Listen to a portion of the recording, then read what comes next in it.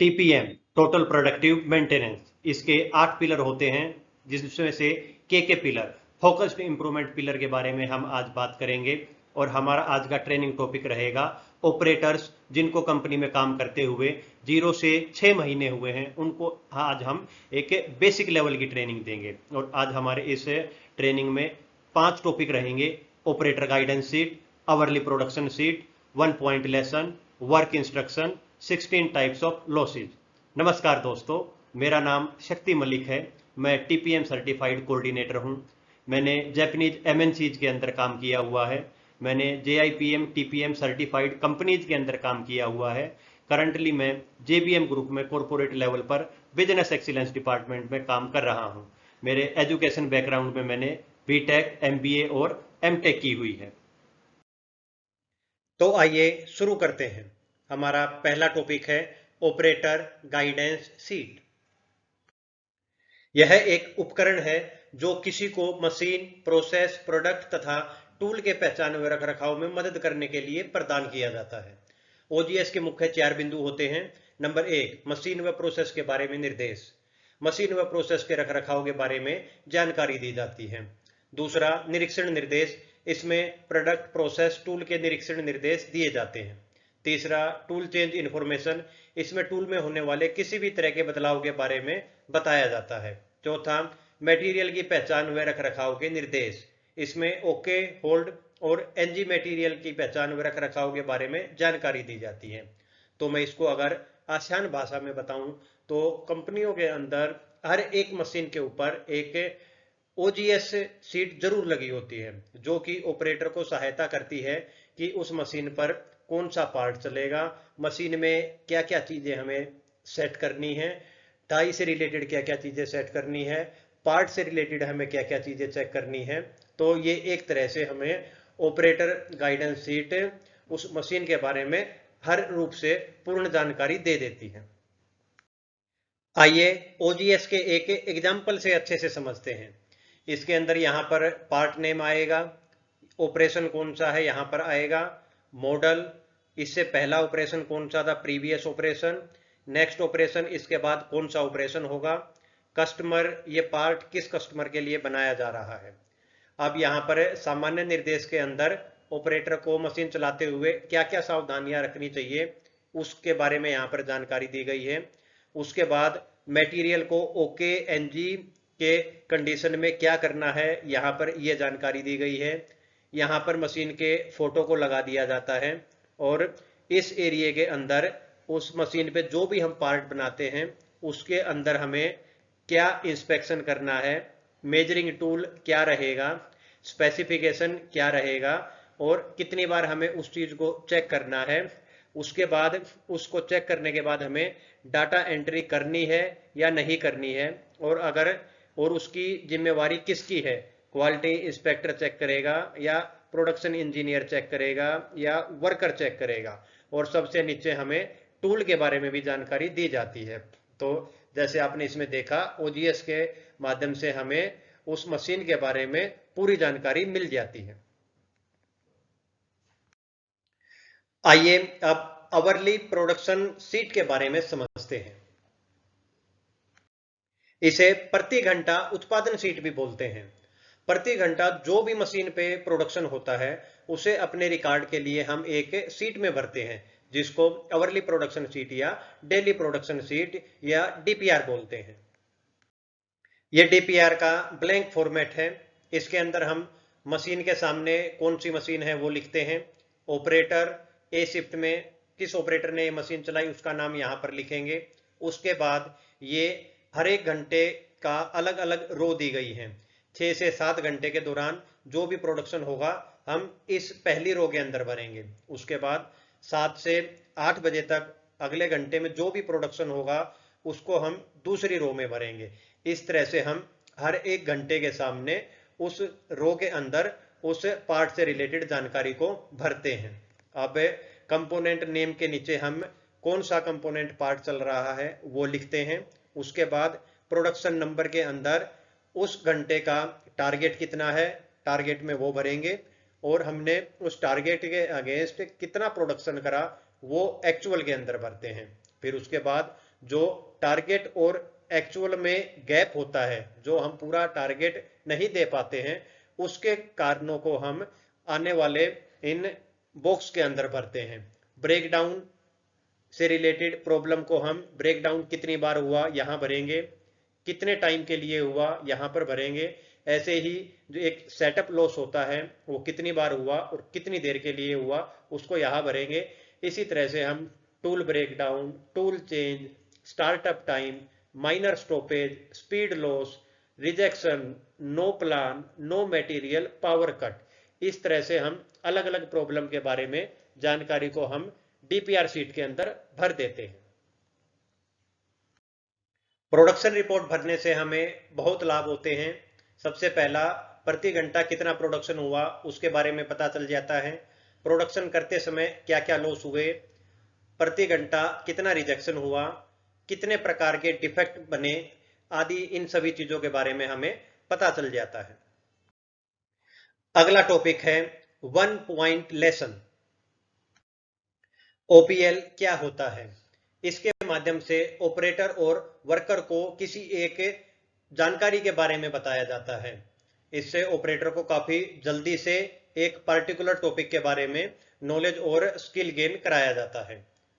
इसके अंदर एक या दो लाइनें ही लिखी होती हैं और डायग्राम के माध्यम से किसी एक चीज के बारे में बताया जाता है। इसके अंदर 80% डायग्राम और 20% लाइनें लिखी होती हैं। ये 1 पॉइंट लेसन का एक फॉर्मेट है। इसके अंदर हम यहाँ पर कौन से एरिया के अंदर ये ओपीएल लगाया गया है लोकेशन में भर देते हैं। एरिया, कौन सी मशीन, कौन सी लाइन के ऊपर, ओपीएल का क्या नंबर है, अगर कोई रिवीजन नंबर है तो यहाँ भरेंगे। डेट के सामने हम डेट भरते हैं। उसके बाद थीम, हम किस चीज के बारे में जानकारी देना चाहते हैं थीम के अंदर आएगा। उसका ऑब्जेक्टिव क्या है, ये जो ओपीएल है सेफ्टी के से रिलेटेड है या बेसिक नॉलेज के रिगार्डिंग है, इंप्रूवमेंट केस है या ट्रबल केस है, इन चारों में से जो भी है उसको हम सिलेक्ट कर लेते हैं।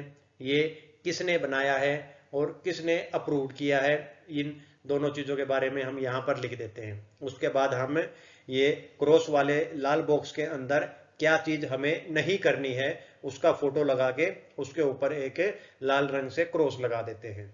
उसके बाद इस हरे रंग के बॉक्स के अंदर हमें उस चीज को करने का सही तरीका क्या है उसका फोटो लगाते हैं और उसके ऊपर एक टिक का निशान लगा देते हैं। अगला टॉपिक है वर्क इंस्ट्रक्शंस। यह एक उपकरण है जो किसी को नौकरी सही तरीके से करने में मदद करने के लिए प्रदान किया जाता है, जिसका उद्देश्य गुणवत्ता है। इस वर्क इंस्ट्रक्शन के अंदर किसी भी ऑपरेटर को मशीन पे काम करने के लिए किन किन चीजों का ध्यान रखना है उन चीजों के बारे में जानकारी दी जाती है। मशीन चलाते हुए सेफ्टी से रिलेटेड क्या सावधानियां रखनी है, क्वालिटी से रिलेटेड क्या क्या सावधानियां रखनी है, पार्ट से रिलेटेड क्या क्या सावधानियां रखनी है, इन चीजों के बारे में वर्क इंस्ट्रक्शन के अंदर बताया जाता है।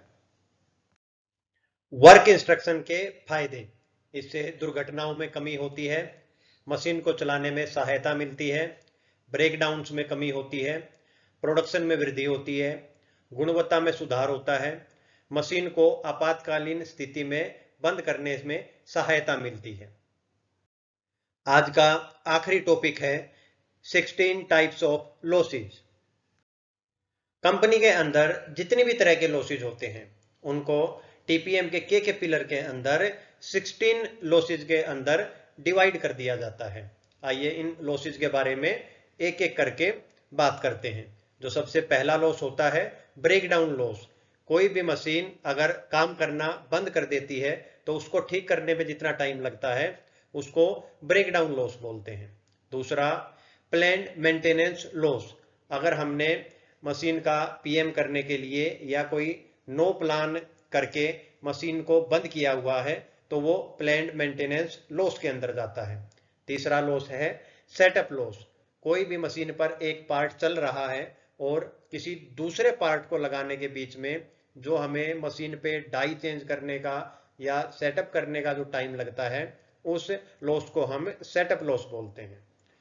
फोर्थ लॉस है tool change cutting blade loss. जो भी हम टूल पे कोई भी इंसर्ट या जो हम इंसर्ट, कटिंग ब्लेड यूज करते हैं, उनकी लाइफ कंप्लीट होने के बाद हमें उनको चेंज करना पड़ता है। तो उनको चेंज करने में जो भी टाइम लगता है वो इस लॉस कैटेगरी के अंदर आता है। पांचवा लॉस है स्टार्टअप लॉस।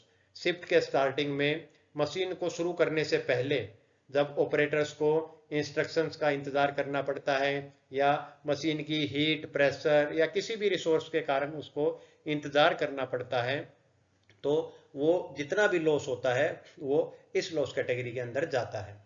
छठा लॉस होता है माइनर स्टॉपेज। माइनर स्टॉपेज के अंदर मशीन चलते चलते जब छोटी छोटी दिक्कतों के कारण जब मशीन रुक जाती है, उन दिक्कतों को ऑपरेटर स्वयं ही अपने आप ठीक करके मशीन को दोबारा 1 या 2 मिनट के अंदर शुरू कर लेता है। इस तरह के लॉसेज को माइनर स्टॉपेज बोलते हैं।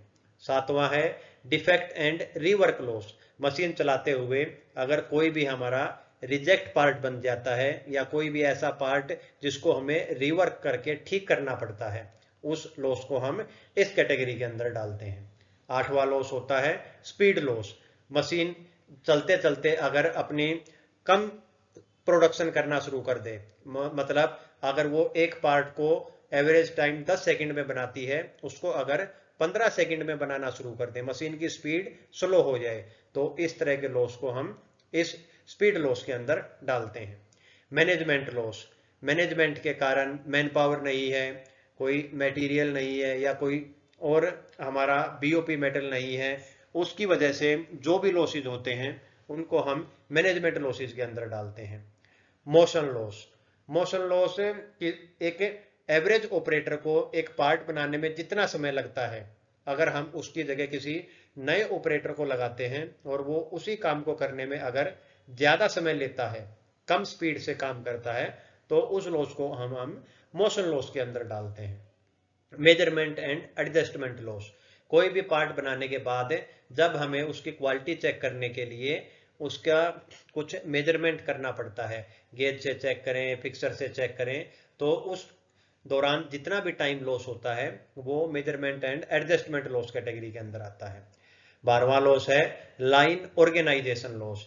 एक सेक्शन के अंदर अगर 10 स्टेशन है और एक स्टेशन अगर कम स्पीड से प्रोडक्शन कर रहा है, तो उसके कारण अगली मशीन का रुक जाना, उस मशीन को मटेरियल ही नहीं मिला प्रोडक्शन करने के लिए, तो इस तरह के लॉसेज के कारण जो नुकसान होता है उसको हम लाइन ऑर्गेनाइजेशन लॉस बोलते हैं।